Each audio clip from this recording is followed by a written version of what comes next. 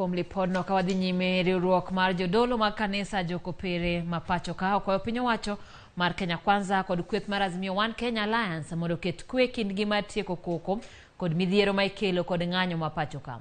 Ka otenegi kod jakom mar riwruogno Martin Kivuva, jodolo go puoyo kang' mar kweth mar riwruok mar Azimio kod Kenya Kwanza kuom kao mar tero twak mar kelo winjruok e kindgi e od bura.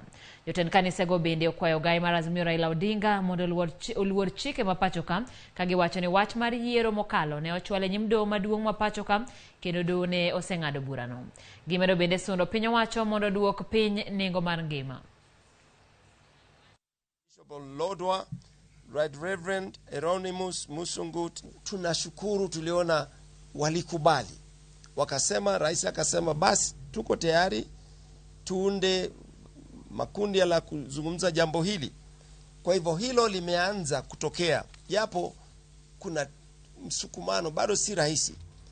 Tunaomba kabisa katika nyakati hizi tulizo nazo tusipoteze muda.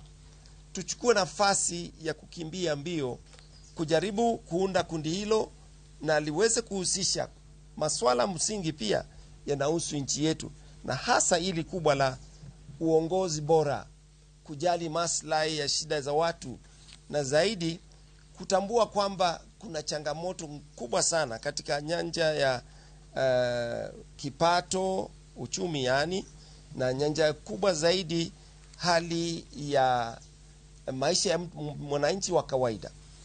Katika hapo pia tumeingia kitengo cha kueleza kwamba ni muhimu kila Mkenya anajua kwamba tuweze kuwa watu wanahimiza